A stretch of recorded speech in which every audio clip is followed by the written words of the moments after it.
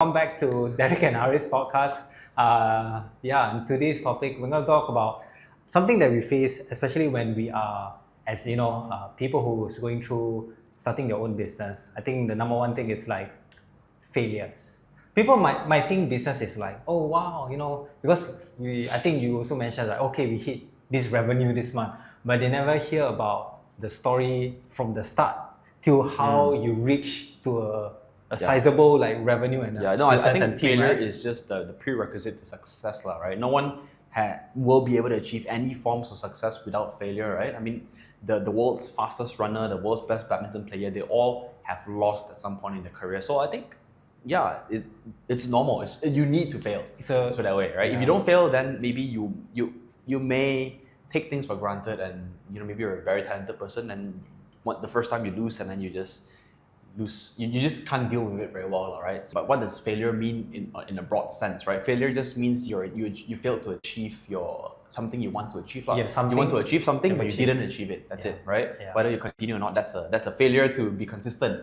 Not continue is a failure to be consistent, right? You aim to be consistent, but you fail. You aim to go to the gym 10 hours a week, but you fail, right? Yeah. So failure just means you didn't achieve what you set out to achieve. Yes. That's failure, right? Yeah. And I think we live in a dynamic world where it's player versus player. What I mean by that, it means that you don't exist on this world yourself. You are in constant competition with someone else, right? And the moment you let loose a little bit, your competitors will come out and eat you out, right? And it's just the laws of nature to human life, right? Everything is relative, right? The very fact that we have scarce resource, the very first day that we were put on earth, we knew that there was scarce resource and people had to fight for those resources, right? So, which also means that at some point you will lose, because whenever there's scarce resource, you have to fight for it, you will lose, right? And yes, and that's what makes you fail in doing something. You want to secure food, there's only one coconut on the floor, you got to fight with someone for it, right? If you fail, then you lost that coconut for the day, right? So I think failures are okay, but if you make those kind of like, I still forgot the word where I said like failures that will kill you, right? Those kind of like bad failures, right? Yes. Coming back to why failure is necessary to me, I think I could share an experience where back in the days when I was learning to code, I think it was essential. Two examples. Learning to code in my self-taught journey, learning to code, and also my process of building my first few failed ventures, my first few tech startups that I failed. I was just really thinking, I can learn to code, my own two hands, I can build like a bunch of tech startups that's making me passive income every single month, just give me $10,000 MRR, monthly recurring revenue, and I'm good to go, right? Yeah. That was my whole idea, right? But see, the beauty about failing in those things, it makes me realize that, look, number one, it made me realize that, look, self-learning to code is not easy. Coding is not easy. If I didn't fail, I self-learned for 8 months around there. And in the process of 8 months, I gave up like 3 or 4 times. And I started learning UI, UX, marketing, all that kind of stuff, right? But if I didn't give up, I would have said, isn't this so damn easy? That wouldn't have enabled me to relate to all the students that I'm dealing with right now, with all the other people that I'm doing content for, whenever I meet someone and they tell me, hey Derek, it's so hard to learn a new skill, it's impossible, I can now relate to them. I understand how they felt because I've been through it myself. And through this process, I have also built a form of resilience to go through when things get tough. Because I've done something that's unthinkable, learning to code, building full stack web applications from scratch in 3 months. I was able to do that myself, self-taught. So that itself, that failure allows me to then understand how difficult it is to then do things to fix this failure and to overcome it and to become better myself, right? So it gives me that resilience to become better, to fight even though it's tough. True. In every element of my life. Yeah. And the same applies to when I was building tech startups, when I was, I was just building, and then no one used my platform, and I just wasted like 100K and a few months, 100,000 ringgit and a few months in, and that was a failure in myself, right? Without that failure, I wouldn't understand, because only after failing building my startup, I had to learn up marketing myself. I have to learn up pitching myself. I have to learn up software development myself, right? After failing to raise funds in my startup, then I had to do these things myself because I had no other choice. So failing in a way is essential, because without it, I wouldn't have learned or built the kind of mental models that I have today, right? Of course, you can argue, okay, how about living a winner's life? Some people are just so lucky, they go through life winning forever. So maybe there's like 0.1% of people out there who's like so damn stacked in life that they just have it on like easy mode, just passing everything, winning everything. But I think if that is you, you may miss out on some fundamental building blocks of what makes someone who's resilient, what makes someone who's able to fight in even when times are tough. Yeah, so I think that's why failing is necessary. How do you overcome the fear of failure? Because Like I think, said, because right? of those two experiences I've been through, I had no choice. Right? If You I had didn't no fail, choice. I would still have that fear of failure. A lot of people were saying things like, "Oh, I'm so scared of failing." Obviously, life circumstances come into play. Some people have kids, their family. I don't want to compare with them. Yeah. I'm saying for another person who was at my position back then, a lot of them who are my friends as well, didn't take the plunge. Even if they did take the plunge, they gave up after a couple of months. Right? So for them, they didn't build the fundamental building blocks. Maybe they had it easy at the start. I don't know. Maybe something in their life made it just so easy to start. Maybe, I don't know, maybe they were able to bring to a level where, let's say they made 100K because they started off with their parents' funding, for example. They started off with whatever grants they have, for example. They had a government grant or whatever. Right. Maybe they started off on the right foot. They didn't have to. So maybe they went in with the impression that things were not as difficult as they thought. And when shit hits the roof, they're like, oh shit, that's it.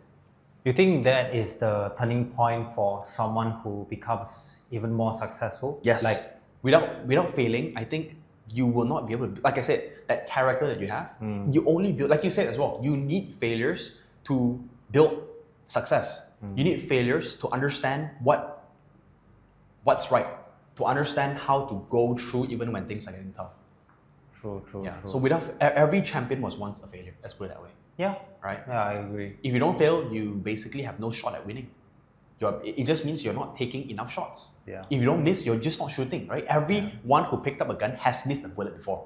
If you've never missed before, it just means you never shot a bullet. That's me. I've shot bullets before, I've missed. Because only after failing and being able to overcome those failures, I understand that you got to keep trying, right? Maybe some people just didn't overcome their failures, and that's important as well. You need to stack some small wins for yourself to just have that level of confidence that, look, I can get through this. And it's like for me, right, whenever it comes to learning new skills, or I do some jiu-jitsu, I do some CrossFit, I do some mobility training and stuff like that. I do business, I do marketing. It's like failing is a prerequisite for me now.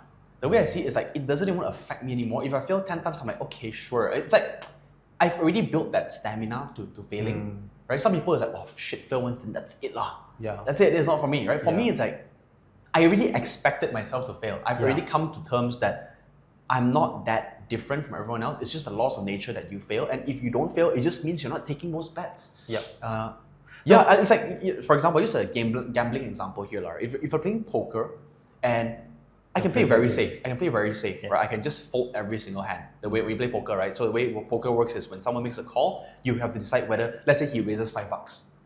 You have to decide, do you want to raise $5 and play against him, right? If I don't want to take that bet, if I take that bet, I might win $5 or more, right? But if I don't take that bet, I just don't lose that, right? That's it, right? But the thing is, I will never also stand a shot at winning. So it's like, okay, for today, I need 20 no's. And now they don't think of failure as like, oh shit, I'm shit. Instead, oh, it's part of the process. Yeah, correct. So you have factored in failure as part of the process, right? Yes, Like for example, correct. maybe some people on their first YouTube video, they've got, wow, 100,000 7 views. for example. 100,000 views on their first YouTube videos, Yeah. right? So for them, it's like they didn't fail.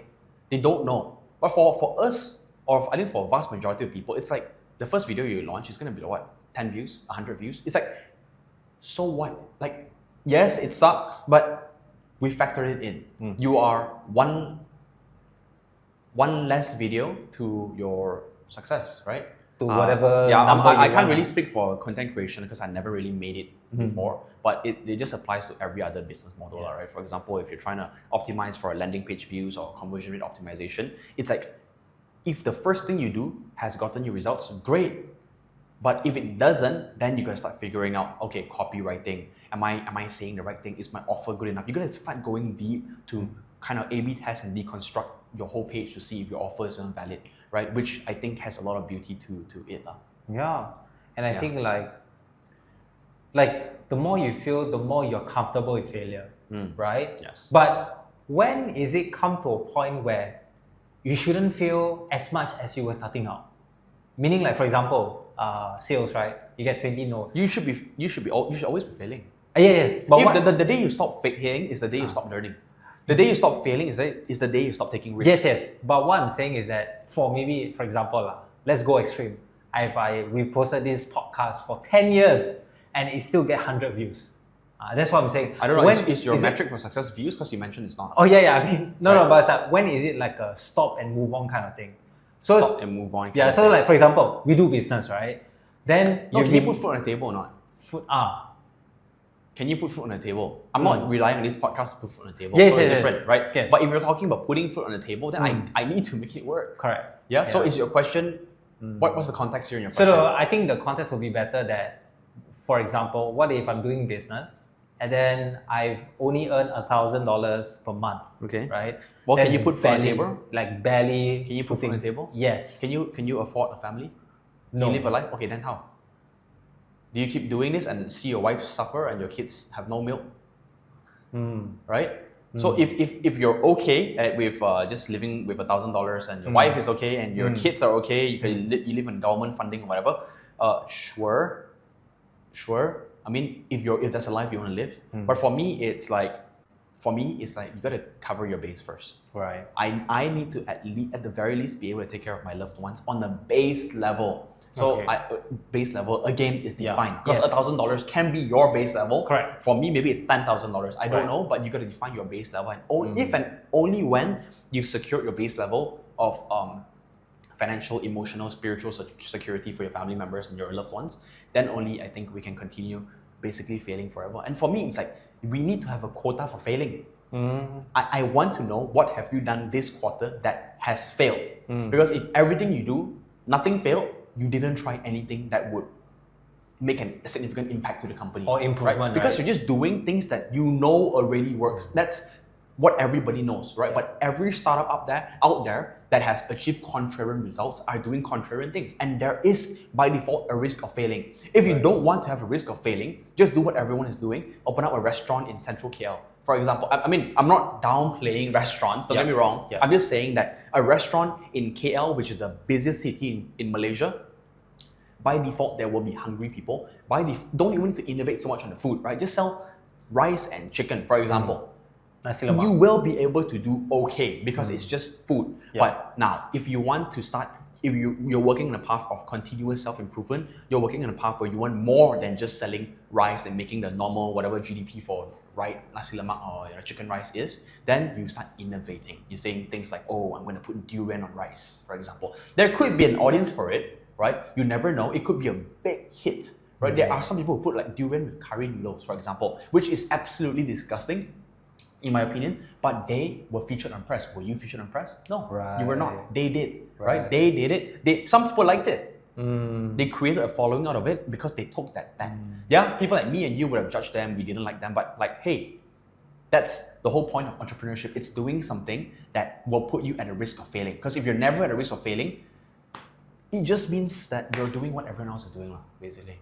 And that's okay if you want it. And that's okay. Yes, Yeah. gotta It's okay. say It's- that's it's completely okay. fine if you Yeah. want to. Completely fine. Yeah. But our yeah. Wi-Fi password is #innovate or die. Oh, sorry. Yes. Innovate or die, right? So Yeah. it's like, for me, it's like we need to innovate, and by default, that means failures. Failures is common. Whenever my team fails, I want them to fail. Just don't repeat it again, right? And also learn. I've worked with just don't repeat again. Yes. Since you learn that, right?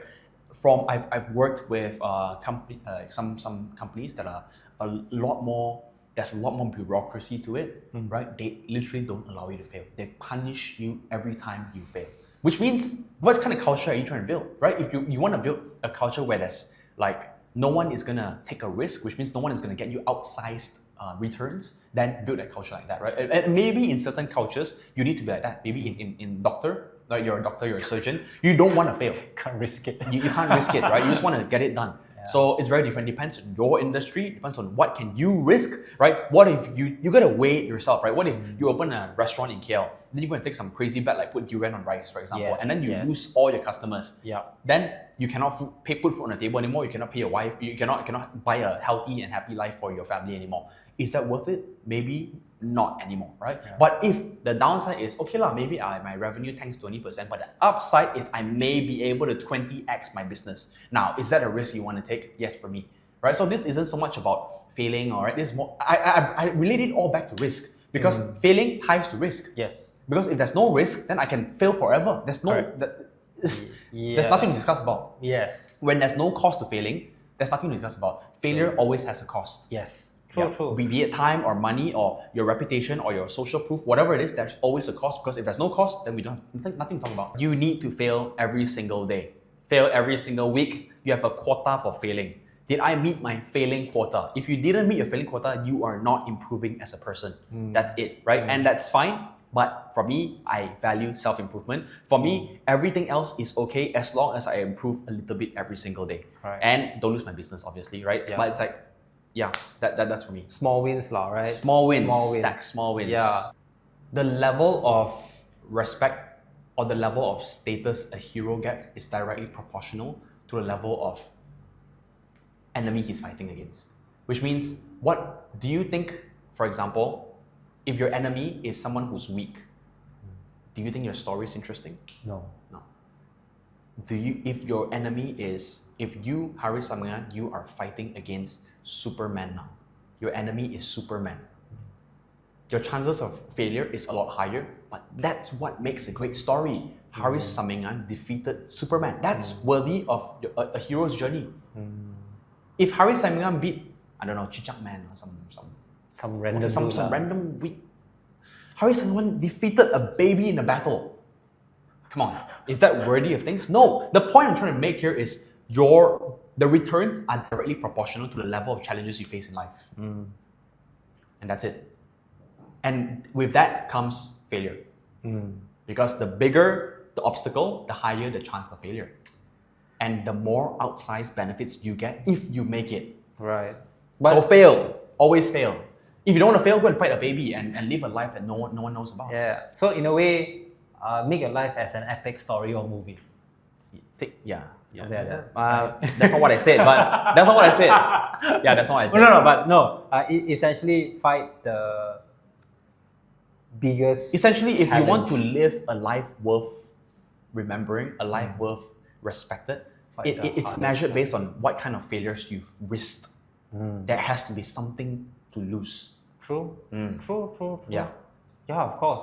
Yeah. If you fight a baby, no one cares. No one cares, right? But if you go on a direct battle with, Superman. let's say, I don't know, like back in the days when, let's say, during the British colonialism era, they came to Malaysia. That if you stood up against them back then, you instantly became a hero. You may die, right? So of course you have to do the math yourself, whether it's worth or not. You may die, but you go down in the box as someone to remember, right? Yeah. So choose your path. Choose your path. I think Yeah. at the end of the day, choose your path.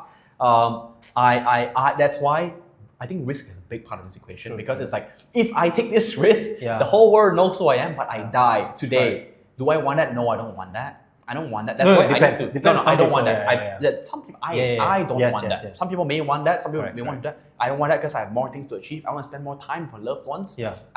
So I will always measure it back to the downside. Yeah. Downside versus upside. I will never go and do anything that can kill me or my businesses. Yeah.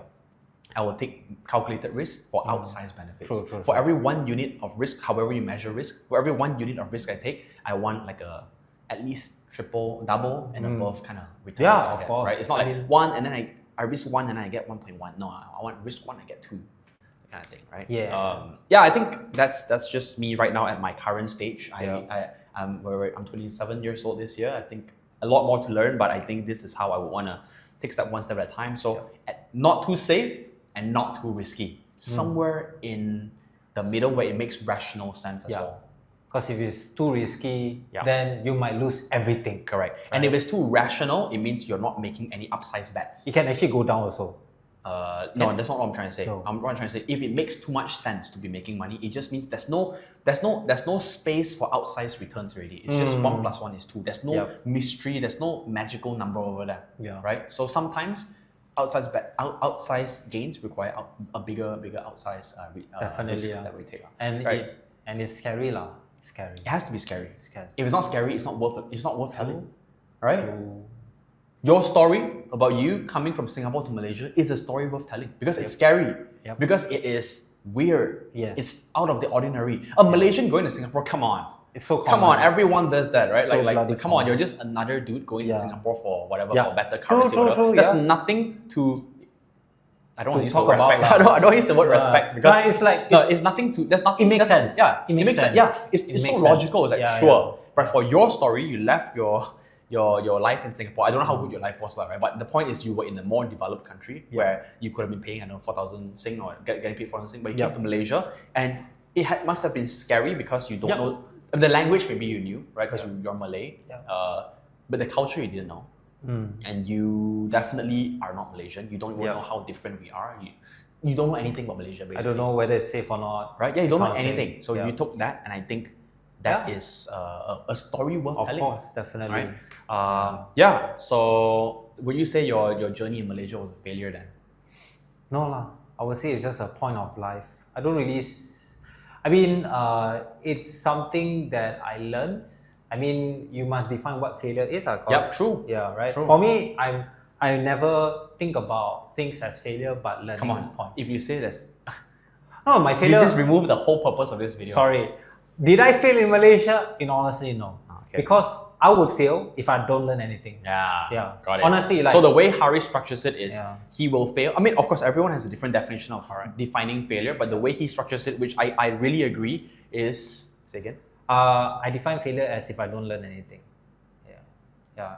Like if I'm here for 1 year and literally from the start till the end, nothing changes according to my behavior. No, even if but you took so much risk to come over here. Oh yeah, of course. And the amount of learnings you have has to be more than just a little bit. Correct. Right? So yeah. you need to it get cannot, out. It cannot be like, Yeah. oh, I know how to go back to my place. No, it's like if you could have done this learning in Singapore, then it wouldn't have been worth you coming already. Yeah, so now the yeah, question exactly, is exactly. opportunity cost, right? The Yes, question now is, correct. was it worth you? Did Oh you yeah, get, definitely. definitely, Yes. right? You, yeah. you feel like you Yeah, learn yeah. a lot in your journey Correct. here. Yeah, so I think like for me, it's like, for me, to be honest, I don't see Malaysia as a risk. Yes. And also at the same time, like I've learned a lot more. And the thing is that opportunity cost, I don't even talk about opportunity cost, I talk about opportunity. Because right, in Sigma School, I'm able to do more things than if I were to go back in Singapore, because I won't have this kind of opportunity. Yeah, because I need to prove myself, whatever. But here it's like, at least Derek gave me the chance, opportunity for me to at least be, head of something, lead of something, create something. And then that is something that I couldn't find in Singapore, but I can find here, I'll go for it. And then I know the risk, of course, money-wise, I'm taking a huge cut because currency is different. My primary currency is Singapore dollars, but I'm earning, a lot of people say, hey, when you're earning little, but for me, it's never about how much money I earn. It's about learning and the skills that I know that I can earn a lot more in the future. It's always about future. It's never about present most of the time for me. Yeah. So people think what's one biggest, maybe a biggest or one most memorable win that makes this all worth it? I think for me, there's a lot, but to just generalize everything, I'm able to help Sigma School to be a structured and also help automate certain process. I made Sigma School from a mold, from a clay into a very nice Now, how does sculpture. that benefit you? For me, it's like I am the person who's doing the mold. Okay, but how does that benefit you? Tell me about benefits to you. Benefits to me. Now I know I know how to, for example, delegate work, creating tasks, prioritizing tasks, managing people. So all of these are things that benefited me because I wouldn't have this opportunity if I were to go back in Singapore or Correct me if I'm wrong, but you used to be a lot more like a solopreneur. Yes, yes. One-man show. Yes, kind of one-man thing. show. So with us, you were given the authority and the power and the need to move a lot faster with the people that we have. Yes. Okay, Yes. and number two, I would say, also correct me if I'm wrong, maybe budgets to scale faster, budgets to run ads, budgets to use different tools here and there, budgets to have an office, to have I don't know.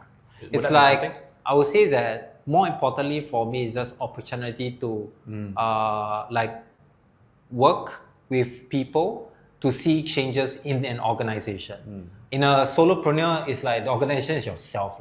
Have leverage to make impact. Yes, basically, right? correct. Yeah. So it's like, I know it sounds very fluffy to like most, but in all honesty, that is something that I really wanted to do, right? And the opportunity was there. I took it.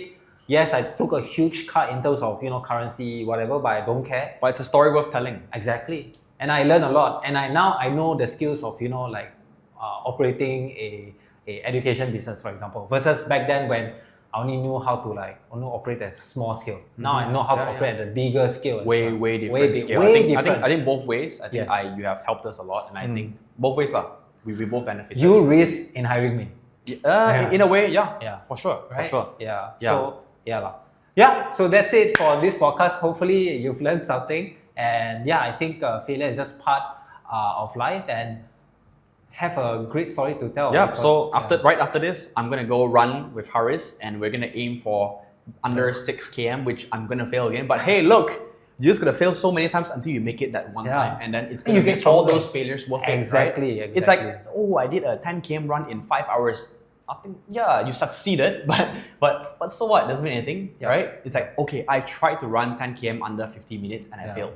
Yeah, you tried something. Yes. You tried to slay the dragon and you failed, right? But at some point you're gonna make it. And for me, I'm just don't say 50 minutes. I'm aiming for 60 minutes. So Can we'll get there. So Can maybe one. in the future when I watch back, then maybe